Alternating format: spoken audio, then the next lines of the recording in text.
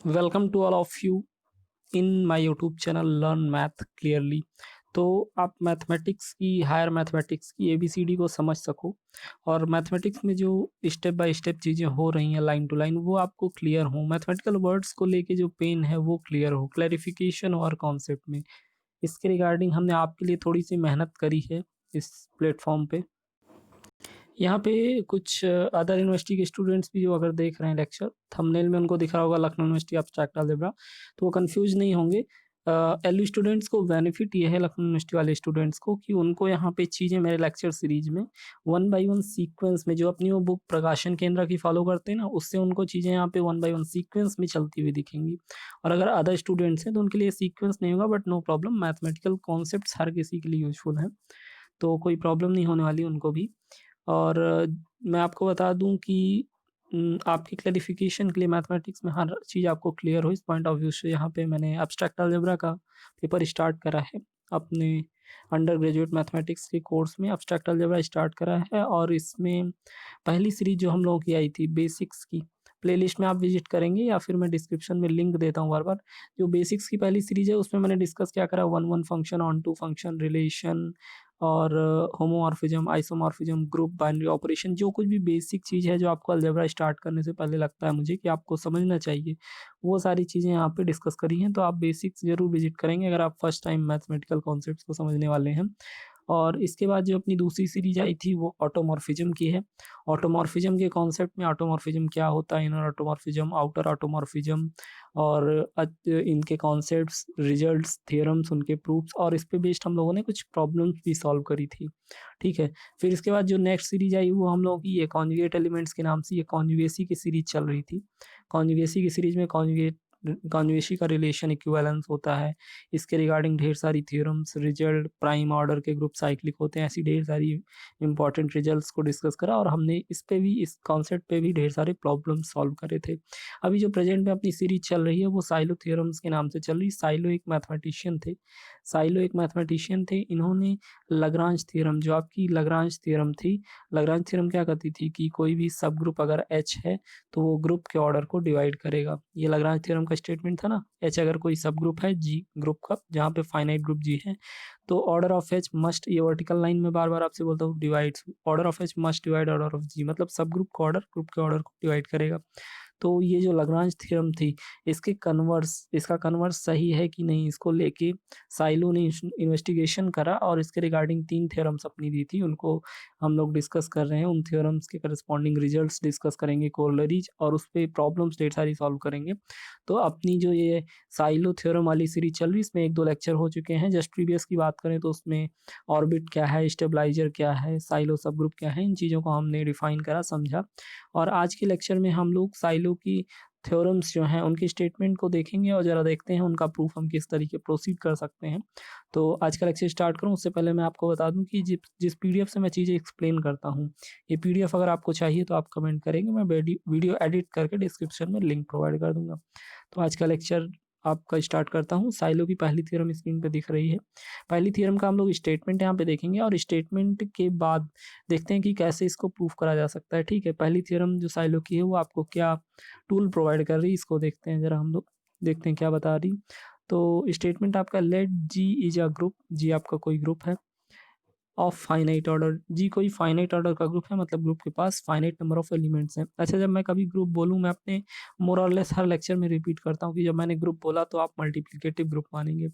Group कहीं भी आपको लिखा सिंपल मिले जी या ग्रुप, तो आप मल्टीप्लिकेटिव ग्रुप मानेंगे, यानी बाइनरी ऑपरेशन को आप मल्टीप्लिकेशन लेंगे अगर स्पेसिफाइड नहीं है तो। ठीक है, तो यहाँ बोला गया let G is a group of finite order. ठीक है, और अगर पी कोई प्राइम नंबर है सच दैट, इस पी की खास बात क्या है, पी अगर कोई प्राइम नंबर है और P raise to the power M, P raise to the power M order of G को डिवाइड करिए। देखिए पी कोई प्राइम नंबर है और ये अपनी किसी पावर एम, कोई भी इंटीजर हो सकता है 1 2 3 4, तो ये p raise to the power M अगर ये ऑर्डर ऑफ जी को डिवाइड कर रहा है, P raise to the power M अगर ऑर्डर ऑफ जी को, ये वर्टिकल लाइन रीड कैसे करी जाती, divides, P raise to the power M divides order of G. ठीक है, अगर ऐसा है और आगे क्या लिखा हो, P raise to the power M plus one does not divides order of G, मतलब P raise to the power M तो ऑर्डर ऑफ जी को डिवाइड करे, लेकिन अगर एम में आप थोड़ा सा इंक्रीमेंट एम प्लस वन कर दो, p raise to the power m plus 1 कर दो तो ये डिवाइड नहीं करेगा। अच्छा, डज़ नॉट डिवाइड के लिए क्या करते हैं हम लोग, ये जो आपका वर्टिकल लाइन है इसको क्रॉस कर देते हैं, तो हो जाता है p raise to the power m plus 1 does not divides order of g। तो साइलो ने बोला अगर आपके पास ये एक ग्रुप है, ये एक ग्रुप है, साइलो ने बोला अगर आपके पास जी कोई ग्रुप है फाइनाइट ऑर्डर का और उसके साथ 2 चीज़ें और हों, क्या? कि p raise to the power m, जहाँ पे p कोई प्राइम नंबर है, ये ग्रुप के ऑर्डर को डिवाइड करे और p raise to the power m plus 1 group के ऑर्डर को डिवाइड ना करे। अगर इतना सब कुछ हो रहा है, इतनी सारी चीज़ें हैं, तो साइलो ने जो प्रेडिक्शन किया, जो आपको रिजल्ट दिया, वो ये दिया कि then G has a subgroup of order p raise to the power m। तो साइलो ने आपको बताया कि अगर सब कुछ चीज़ें ठीक-ठाक हैं, तो there must exist a subgroup. पक्की बात है कि ऐसे ग्रुप, जो ग्रुप इतनी सारे फीचर्स को रख रहा है, उसके पास एक सबग्रुप H होगा। और ख़ास बात क्या है? ख़ास बात ये है कि साइलो ने उसके ऑर्डर को भी प्रिस्क्राइब कर दिया, बोला उसका order p raise to the power m होगा। ज़रा मैं फिर से रिकम्बाइन करता हूँ, स्टेटमेंट को क्लियर करता हूँ आपके सामने कि साइलो ने अपने स्टेटमेंट में क्या बताया। ये जो और करके नीचे लिखा हुआ ना, ये इक्विवेलेंट स्टेटमेंट है, इसी स्टेटमेंट का इक्विवेलेंट स्टेटमेंट है, तो उसमें कन्फ्यूज़ नहीं होंगे। साइलो ने अपनी पहली थ्योरम में क्या बताया, उसको मैं फिर से रिपीट कर रहा हूँ। देखिए, साइलो ने आपसे कहा कि अगर आपके पास जी कोई ग्रुप है, आपके पास जी कोई ग्रुप है प्रोवाइडेड बाय कि जी आपका ये फाइनाइट ग्रुप हो, मतलब नंबर ऑफ एलिमेंट्स इसमें फाइनाइट हो। और अब अगर p कोई प्राइम है जिसकी power p raise to the power m, prime number आपको पता है ना, जैसे 3 है, 5 है, 7, ये सब प्राइम नंबर्स हैं। ऐसे नंबर्स जो खुद से डिविजिबल हों या 1 से डिविजिबल हों। तो साइलो ने क्या बताया, साइलो ने आपसे बताया कि अगर जी कोई फाइनाइट ग्रुप है और p raise to the power m, जहाँ m जो पावर है वो 1, 2, 3 कुछ भी हो सकती, ये ऑर्डर ऑफ g को डिवाइड करे, ये ऑर्डर ऑफ g को डिवाइड करे, लेकिन p raise to the power m plus 1 order of g को डिवाइड ना करे, तो उस ग्रुप के पास पक्की बात है एक सब ग्रुप H होगा। और कैसा होगा? उस सब ग्रुप H की खासियत ये होगी कि उस सब ग्रुप H का order p raise to the power m होगा। ये साइलो ने प्रेडिक्ट करा। तो ज़रा हम ऐसा ग्रुप लेते हैं, ऐसा एक फाइनाइट ग्रुप लेते हैं जिसकी पावर को p raise to the power m divide करे और p raise to the power m plus 1 divide ना करे, और फिर हम चेक करके देखते हैं क्या उसके पास एक सब ग्रुप एग्जिस्ट कर रहा है H इस तरीके का। अगर ऐसा एग्जिस्ट कर रहा है मतलब साइलो थ्योरम ट्रू है। तो इसको हम लोग चेक करते हैं, और चेक करने स्टेटमेंट क्लियर हो गया ना? अगर स्टेटमेंट में कोई प्रॉब्लम है समझने में, मेरे किसी भी वीडियो लेक्चर किसी कॉन्सेप्ट में प्रॉब्लम, तो आप कमेंट ज़रूर करेंगे, ताकि मेरा टारगेट जो है ना कि क्लियर हो, मेरे लेक्चर्स देखने वाले लोगों को चीज़ें क्लियर हों, वो पूरा होना चाहिए। तो ज़रा इसका देखते हैं प्रूफ़ कैसे करना है, प्रूफ़ कैसे करना है। ये इंडक्शन देखिए, we will prove the theorem by method of induction. अभी मैं आपको प्रूफ प्रोसीड करूँ उससे पहले मुझे लगता है मुझे आपको मेथड ऑफ इंडक्शन बताना चाहिए। वैसे कुछ व्यूअर्स को लग रहा होगा अरे ये टाइम कहाँ वेस्ट करोगे इंडक्शन बता के, लेकिन नहीं, इंडक्शन मुझे बताना पड़ेगा। मैं इंडक्शन बताऊँगा और इसको नॉलेज कैप्सूल का जो अपना फ़ोल्डर बना हुआ है जिसमें मैं एडिशनल इन्फॉर्मेशन देता हूँ, नॉलेज कैप्सूल के फ़ोल्डर में जिसमें मैं एडिशनल इन्फॉर्मेशन देता हूँ, उसमें मैं इसको सबमिट भी कर दूँगा। तो मैं अब आपको कहाँ ले चल रहा हूँ, साइलो थ्योरम का स्टेटमेंट आपने देखा, लेकिन साइलो थ्योरम के प्रूफ में आपको पेन है कि आपको मेथड ऑफ इंडक्शन यूज़ करना है। होता क्या है कि कॉन्सेप्ट्स जो होते हैं मैथमेटिकल, उनको जैसे मैं आपसे बोल दूँ कि ये 3 divides 3 raise to power n, जहाँ पे n कोई नेचुरल नंबर है, n कोई नेचुरल नंबर, आपको भी पता है कि 3 raise to the power n को यानी 3 को डिवाइड करेगा, 3 स्क्वायर को 3 क्यूब को डिवाइड करेगा, आपको पता है ये ट्रू है। लेकिन अगर मैथमेटिकल कम्युनिटी आपसे प्रूफ माँगे, मैथमेटिकल कम्युनिटी आपसे कहे इसका प्रूफ करके दो, तो मैथमेटिकल मॉडलिंग में कुछ मेथड्स बताए गए हैं, method of contradiction, principal of mathematical induction, कुछ मेथड्स बताए गए हैं मैथमेटिकल स्टेटमेंट्स को प्रूफ करने के लिए, ठीक है? तो उन मेथड्स को हम लोग यहाँ पे देखते हैं। तो प्रिंसिपल ऑफ मैथमेटिकल इंडक्शन यहाँ पे इंट्रोड्यूस करना पड़ेगा, क्योंकि बिना उसके आप साइलो की जो पहली थ्योरम है इसका प्रूफ नहीं समझ पाएँगे।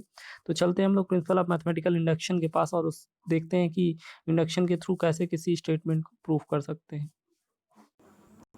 तो आज के इस सेशन में हम लोग जो नॉलेज कैप्सूल आपको ये ऊपर दिख रहा होगा, ये नॉलेज कैप्सूल का सेशन है। ये एडिशनल सेशन होता है अपना, जिसमें प्लेलिस्ट में आप जाएँगे, मैं बताना भूल गया आपको। वहाँ पे आप जाएँगे तो आपको एक नॉलेज कैप्सूल के नाम से अलग प्लेलिस्ट में फ़ोल्डर मिलेगा। वहाँ पे आप एडिशनल चीज़ें जैसे क्लाइन V4 ग्रुप क्या है, नॉर्मल ग्रुप क्या है, ये सारी चीज़ें पा जाएँगे। तो आज का लेक्चर भी मैं वहीं पे सबमिट कर दूँगा ले जाके। फिलहाल आज के लेक्चर में कंटेंट जो मैंने रखा था वो सिमेट्रिक रखा है, method of contradiction, principal of mathematical induction. लेकिन अभी-अभी आपने साइलो थ्योरम के प्रूफ में देखा कि आपको ये प्रिंसिपल ऑफ मैथमेटिकल इंडक्शन का काम है। हाँ, तो पहले हम उसी की बातें कर लेते हैं, ठीक है। साइलो थ्योरम का स्टेटमेंट आपने देखा और उसके बाद आपको तुरंत फील हुआ कि मैथमेटिकल इंडक्शन आना चाहिए आपको। तो मैथमेटिकल इंडक्शन पहले मैं क्लियर कर दे रहा हूँ, उसके बाद अदर जो मैंने टॉपिक्स यहाँ रखे हैं, ये साइलो थ्योरम्स की सीरीज में आपको आगे यूज आने वाले हैं वो, तो उनको हम बाद में देखते हैं, पहले इंडक्शन मैं आपको बता दूँ, जिसके लिए मैं आपको यहाँ पे लेके आया। वो induction, principal of mathematical induction में क्लियर कर दूँ, गणितीय आगमन का सिद्धांत। तो यहाँ पे आपकी स्क्रीन पे अब दिख रहा होगा कि ये प्रिंसिपल ऑफ मैथमेटिकल इंडक्शन कैसे चीज़ों को प्रूव करेंगे, और मैंने वही एग्जांपल लिया है जिससे मैंने आपको प्रॉब्लम दी थी कि मैथमेटिकल कम्युनिटी अगर आपसे पूछे कि आप प्रूव करो 3 divides 3 raise to the power n, तो आपको पता है कि ये रिजल्ट ट्रू है, लेकिन आप इसका प्रूफ कैसे दोगे? आप कैसे प्रूफ करके दिखाओगे लोगों को कि ये ट्रू है? तो कई मेथड्स होते हैं, method of contradiction, method of principle induction. तो अभी हम इंडक्शन को यहाँ क्लियर कर रहे हैं एक एग्जाम्पल से, ठीक है। एक एग्जांपल से हम क्लियर करेंगे, फिर इंडक्शन की इसी प्रोसेस को यूज करके हम साइलो थ्योरम प्रूफ करेंगे। तो जरा देखते हैं प्रिंसिपल ऑफ मैथमेटिकल इंडक्शन में कैसे चीज़ें होती हैं। इसके लिए आपको मैथमेटिकल स्टेटमेंट होना चाहिए आपके पास। जैसे मैथमेटिकल स्टेटमेंट जो वेरिएबल होता है ना, उसको एन ऐसे करके लिखते हैं, आर्बिट्ररी वेरिएबल, आर्बिट्ररी कांस्टेंट जो वेरी कर रहा होता है आपका, तो ऐसे लिखते हैं। पी मतलब कि आपका प्रपोज्ड स्टेटमेंट जो है, पी ऑफ एन का मतलब ये सच दैट करके जो आगे लिखेंगे वो आपका स्टेटमेंट होगा। ये एक फॉर्मेट है लिखने का जिसके थ्रू आप इंडक्शन प्रोसीड करते हो। अभी इन स्टेटमेंट मैंने आपको वही एग्जांपल लिया है कि 3 raise to the power n को डिवाइड कर रहा है, जहाँ n आपका नेचुरल नंबर है। ऑब्वियस सा रिजल्ट है, आपको पता है, लेकिन इंडक्शन के थ्रू कैसे करेंगे हम लोग समझते हैं इसको। इंडक्शन के जो अपना सेट पैटर्न है, तो सबसे पहले इंडक्शन में आपको क्या करना होता है, अगर आपको मैथमेटिकल इंडक्शन यूज करना है तो स्टेटमेंट लिखना होता है इस पैटर्न में। और फिर पहला स्टेप इंडक्शन में, प्रिंसिपल ऑफ मैथमेटिकल इंडक्शन में जो प्रोसेस हम यहाँ पे सीख रहे हैं, और इसलिए सीख रहे हैं क्योंकि साइलो थ्योरम का प्रूफ हमें करना था। और अदर जगह भी जहाँ कहीं भी आप देखोगे थ्योरम के प्रूफ्स करने होते हैं, वहाँ इंडक्शन यूज करना होता है आपको। तो इंडक्शन आज मैं आपको इंट्रोड्यूस कर दे रहा हूँ अच्छे से। दो फॉर्मेट इंडक्शन के, इंडक्शन में क्या होता है, स्टेप्स कई होते हैं। पहला स्टेप आपका होता है जिसमें आप क्या करते हो, here for n equals to 1, आप कोई भी, मैं एक जनरल तरीका बता रहा हूँ, ये एग्जांपल लेके मैं एक जनरल तरीका आपको दिखा रहा हूँ। आपको क्या करना होता है, स्टेटमेंट में n की जगह पे 1 रखना होता है। सबसे पहले आपको स्टेटमेंट में n की जगह पे 1 रखना होता है और चेक करना होता है अपनी मैथमेटिकल के नॉलेज के बिहाफ पे, आपको चेक करना होता है कि क्या स्टेटमेंट ट्रू है। तो ज़रा देखिए, जब आपने n की जगह 1 रखा, आपका स्टेटमेंट ये था ना, पी एन, ये इस फॉर्मेट में लिखते हैं। पी एन आपका स्टेटमेंट था such that 3 divide 3 raise to the power n। तो अब n की जगह आप 1 रख के ज़रा देखिए। स्टेप 1, ये जो मैं स्टेप्स बता रहा हूँ ना, ये पीएमआई के प्रपोज्ड स्टेप्स हैं। इन्हीं स्टेप्स में प्रिंसिपल ऑफ मैथमेटिकल इंडक्शन या पीएमआई शॉर्टकट बोलते हैं, इसको प्रोसीड करते हैं। तो n इक्वल्स टू 1 के लिए आपको चेक करना है, तो P1 क्या आपका हो जाएगा, 3 divides 3 raise to the power n, n की जगह 1 हो जाएगा। अभी देखिए 3 खुद को डिवाइड कर रहा है, कोई पेन नहीं है। ये तो एक ऐसा कॉन्सेप्ट है वेल नोन कि बिना टॉर्च के आपको ये कॉन्सेप्ट दिख जाए कि कोई भी प्राइम नंबर या कोई भी नंबर खुद को तो डिवाइड करेगा, डिविजिबिलिटी का बेसिक रूल है। तो आपने अपनी मैथमेटिकल नॉलेज के बेस पे आपने ये चीज़ फ़ील कर ली, ये चीज़ तो लोगों को भी पता है कि n इक्वल्स टू 1 के लिए आपका ये जो प्रपोज्ड स्टेटमेंट था 3 divides 3 raise to the power n, वो सही हो गया। ये आपने चेक कर लिया। देखिए P1 आपका ये है ना, 3 डिवाइड्स 3, और व्हिच इज़ ट्रू, जो कि सही है, आपकी नॉलेज आपको बता रही है। So Pn is true for n equals to 1, यानी कि हमें भले Pn को प्रूफ करना है हर एक नेचुरल नंबर के लिए स्टेटमेंट को, लेकिन मैंने 1 के लिए चेक कर लिया कि 1 के लिए सही है। अभी सबके लिए तो ऐसे नहीं चेक कर सकते ना, तो पीएमआई का जो दूसरा स्टेप होता है, स्टेप 2 जो होता है, इसी फॉर्मेट में लिखते हैं चीज़ों को। प्रिंसिपल ऑफ मैथमेटिकल इंडक्शन का जो दूसरा स्टेप होता है वो बोलता है कि n इक्वल्स टू k आप रखिए। स्टेटमेंट में n की जगह पे आर्बिट्ररी कांस्टेंट k कर दीजिए और आप अज्यूम करिए। पहले स्टेप में आपने चेक करा और दूसरे स्टेप में आप अज्यूम करिए कि pk सही है, मतलब let for n equals to k statement is true, आपको मानना है। दूसरा स्टेप जो principle of mathematical induction PMI का है, उसमें अजम्पशन करी जाती है, तो आपको पीके को ट्रू मान के चलना है। पीके क्या हो जाएगा, 3 divide 3 raise to the power k, जहाँ पे n था वहाँ पे k रख दिया और आपने मान लिया कि ये ट्रू है, इसको इक्वेशन 1 कह दिया। अब पीएमआई की लास्ट स्टेप जो स्टेप 3 होता है, इसमें हमें क्या करना होता है, इसमें हमें now we have to show that, हमें pk प्लस 1 को ट्रू दिखाना होता है एनी हाउ। जो अजम्पशन हमने लिया है उसका यूज करते हुए और अपनी अदर मैथमेटिकल नॉलेज का यूज करते हुए हमें ये प्रूफ करना होता है कि ये स्टेटमेंट पी के प्लस 1 के लिए भी ट्रू है। पी के लिए हमने माना और पी के प्लस 1 के लिए हमें प्रूफ करना होता है। अगर हम ऐसा कर पा गए तो आपका जो स्टेटमेंट एन के लिए है ना, वो ट्रू हो जाता है। पीएमआई का ये मॉडल है। तो ज़रा देखते हैं पी के प्लस 1 के लिए अपने एग्जाम्पल में। पी के प्लस वन कैसे बन जाएगा आपका, 3/3 था और n की जगह पे आपको k प्लस वन रखना है, तो 3/k प्लस वन, ये पी के प्लस वन आ गया आपका। और इसे आपको ट्रू प्रूफ करना है इंडक्शन की लास्ट प्रोसेस में। आप अगर इसे ट्रू प्रूफ कर लीजिए तो आपका काम बन जाएगा। तो जरा देखते हैं, दैट इज पी के पे वन इज ऑल्सो ट्रू, ये आपको प्रूफ करना है। फॉर दिस, ये आपको मैंने एक एग्जांपल से मैं आपको इंट्रोड्यूस कर रहा हूँ इंडक्शन को। For this since we know that, चूंकि हम जान रहे हैं कि 3 खुद को डिवाइड करेगा, ये तो आपने देखा है कि 3 खुद को डिवाइड करता है, ये आपको पता है 3 खुद को डिवाइड करेगा। और आपने स्टेप 2 जो पीएमआई का स्टेप 2 था वहाँ पे क्या माना था, पीएमआई के स्टेप 2 में, प्रिंसिपल ऑफ मैथमेटिकल इंडक्शन के स्टेप 2 में आपने माना था कि पी के ट्रू है, मतलब कि 3/3 ये स्टेटमेंट ट्रू है। स्टेप 2 में यही तो अजम्पशन होता है कि आप मान के चलिए ये ट्रू है, तो ये अगर ट्रू है तो उसको यूज हम करेंगे यूजिंग 1 एंड 3/3 आपके पास एक रिजल्ट ये है कि 3 खुद को डिवाइड करेगा। दूसरी बात आपको ये पता है, आपने अज्यूम करा है पीएमआई में कि 3 को डिवाइड करेगा। अभी जरा देखिए, डिविजिबिलिटी का सिंपल सा रूल होता है कि अगर 2 4 को डिवाइड कर रहा है और 2 आपका 8 को डिवाइड कर रहा है, तो जरा देखिए क्या मैंने गलत लिखा कि 2 4 और 8 के प्रोडक्ट को भी डिवाइड करेगा।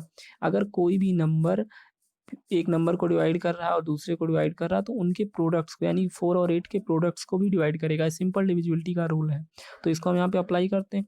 3 3 को डिवाइड कर रहा है और 3 आपका 3 पीडीएफ मूव कर गया, 3 आपका 3 को डिवाइड कर रहा है, तो 3 इन दोनों के प्रोडक्ट को भी तो डिवाइड करेगा, तो 3 डिवाइड करेगा 3 प्रोडक्ट ऑफ 3 को भी डिवाइड करेगा। जरा देखिए सिचुएशन क्या बन गई, 3 आपका डिवाइड कर गया 3 प्लस 1 को, यानी कि आपने ये दिखा दिया एनी हाउ कि पी के प्लस वन जो पी एन स्टेटमेंट था वो उसके लिए पी के प्लस वन भी ट्रू हो गया। अभी जब आपने इतना सब कुछ कर लिया, इतना सब कुछ आपने कर लिया, तो पीएमआई आपसे कहता है, प्रिंसिपल ऑफ मैथमेटिकल इंडक्शन आपसे कहता है कि अगर आपने तीनों स्टेप्स क्रॉस कर लिए तो अब आप ये मैथमेटिकल कम्युनिटी आपकी बात को एक्सेप्ट करेगी।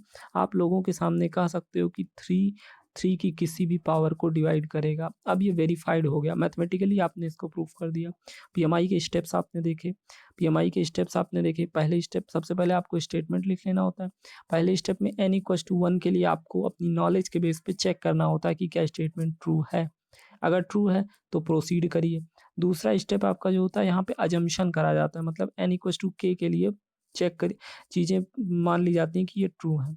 और जो तीसरा और लास्ट स्टेप होता है इसमें हम किसी भी तरीके हमें प्रूफ करना होता है कि k+1 के लिए चीज़ें ट्रू हैं, तो ये पीएमआई के स्टेप्स होते हैं। लेकिन ये पीएमआई जो मैंने आपको principal of mathematical induction introduce करा, ये जो 11th-12th स्टैंडर्ड में पीएमआई का फॉर्मेट यूज करा जाता वो मैंने इंट्रोड्यूस करा। अभी जो साइलो थ्योरम के प्रूफ में मैं जो फॉर्मेट यूज करने वाला हूँ पीएमआई का, और जो हायर मैथमेटिक्स में पीएमआई का फॉर्मेट, 2 फॉर्मेट होते हैं, ये दूसरा फॉर्मेट जो यूज करेंगे उसको भी इंट्रोड्यूस कर रहा हूँ। या रिमार्क डाल के मैंने लिखा पीएमआई समझ में आ गया। उसका एक और फॉर्मेट है, वो फॉर्मेट क्या कहता देखिए, 1 में ऑल्सो यूज पीएमआई एज, कोई पीएमआई को ऐसे भी यूज कर सकता है। कैसे, पहले स्टेप में उसको वही करना है, n=1 के लिए वो अपनी नॉलेज के बेस पे चेक करे चीज़ें। दूसरे स्टेप में अजम्पशन का मोड थोड़ा सा चेंज होता है, suppose statement is correct for all such values which are less than n। अभी तक पीएमआई में हम लोग क्या हमने सीखा कि पीके को ट्रू मान लेते थे और थर्ड स्टेप में pk+1 को हमें दिखाना होता था ट्रू। लेकिन थोड़ा सा इस फॉर्मेट में चेंज है, इस फॉर्मेट में क्या करते हैं कि स्टेटमेंट को n की उन सारी वैल्यूज के लिए ट्रू मान लेते हैं जो वैल्यूज n से छोटी हैं, मतलब इनइक्वालिटी को इंट्रोड्यूस कर देते हैं। देखिए px, मैंने कहा कि pn को इन्वेस्टिगेट करना है, तो ठीक है, पहले स्टेप में n=1 चेक कर लिया। दूसरे स्टेप में हम कहते हैं px ट्रू है, आपका px ट्रू है और जहाँ पे x क्या है, x लेस देन n है, मतलब वो सारे अदर स्टेटमेंट्स जिनकी वैल्यूज n से लेस हैं, स्टेटमेंट आपका ट्रू हो जाएगा। यानी कि अगर एग्जांपल के बिहाफ पे हम कहें तो 3/3n इसको इन्वेस्टिगेट कर रहे थे, तो अगर n मैं कहूँ तो ये 3 डिवाइड करेगा 3 को, 3 डिवाइड करेगा 3 स्क्वायर को, ये सारी चीज़ें सही हैं तब तक जब तक कि n से छोटी पावर हम लें। ठीक है, n से छोटी पावर लें। तो दूसरे स्टेप में यही होता है कि आप इनइक्वालिटी इंट्रोड्यूस कर देते हो। ये जो दूसरा फॉर्मेट है, देखिए पहला फॉर्मेट मैंने आपको पीएमआई का क्लियर कर दिया, उससे कंफ्यूज मत होइएगा, तीनों स्टेप मैंने आपको बता दिए। फिर रिमार्क करके मैं आपको ये बता रहा हूँ कि जो स्टेप आप यूज करने वाले हो, पीएमआई का दूसरा स्टेप, जो पीएमआई का दूसरा फॉर्मेट है वो यहाँ पे इंट्रोड्यूस करें। पहला स्टेप जो है n=1 के लिए चेक करिए, दूसरा स्टेप जो है यहाँ पे इनइक्वालिटी इंट्रोड्यूस कर देते हैं। आपसे कहते हैं कि statement suppose statement is correct for all such values which are less than n, यानी कि स्टेटमेंट को आप इनइक्वालिटी पे अज्यूम करते हो, यानी कि मानते हो पी एक्स ट्रू है जहाँ पे एक्स लेस देन एन है। और तीसरे स्टेप में अभी आप पी के प्लस वन को नहीं प्रूव करोगे। तीसरे स्टेप में try to prove that p n is also true using assumption of step 3, यानी कि सॉरी अजम्पशन ऑफ स्टेप 2। अभी जो चीज़ें आपने अज्यूम करी हैं उनके बेस पे पी के प्लस वन नहीं, आप प्रूफ करिए कि आपका पी एन ट्रू है। तो पी एम आई के दोनों फॉर्मेट यहाँ पे मैंने बता दिया आपको, और दूसरा फॉर्मेट हम लोग यूज करेंगे साइलो थ्योरम के प्रूफ में। तो तब तक के लिए आप प्रिंसिपल ऑफ मैथमेटिकल इंडक्शन का जो बेसिक टूल मैंने आपको दिया इसको रिवाइज करेंगे। दो फॉर्मेट्स बताए हैं, एक में इनइक्वालिटी है, जो नीचे वाला फॉर्मेट बताया इसमें इनइक्वालिटी है, ऊपर वाले में पी के प्लस वन जैसी चीज़ें थी वो 12th स्टैंडर्ड तक आप यूज करते हो। हायर मैथमेटिक्स में ये नीचे वाला फॉर्मेट यूज करोगे। नीचे वाले फॉर्मेट में क्या है, n इक्वल्स टू 1 के लिए चेक करेंगे और इनइक्वालिटी n से छोटे के लिए ट्रू मान लेंगे और n के लिए प्रूफ करेंगे, कोशिश करेंगे n के लिए प्रूफ करने की। और तीनों स्टेप्स आपने क्रॉस कर लिए तो पीएमआई आपसे कहता है कि आपने प्रूफ कंप्लीट कर लिया। तो आज के लेक्चर में इतना रखते हैं। नेक्स्ट में हम लोग पीएमआई का टूल अपने पास आ गया है, अभी पीएमआई के टूल से हम साइलो की पहली थ्योरम को प्रूफ करने की कोशिश करेंगे। तब तक के लिए आप चीज़ों को रिवाइज करेंगे, ठीक? तब तक के लिए आप चीज़ों को रिवाइज करेंगे।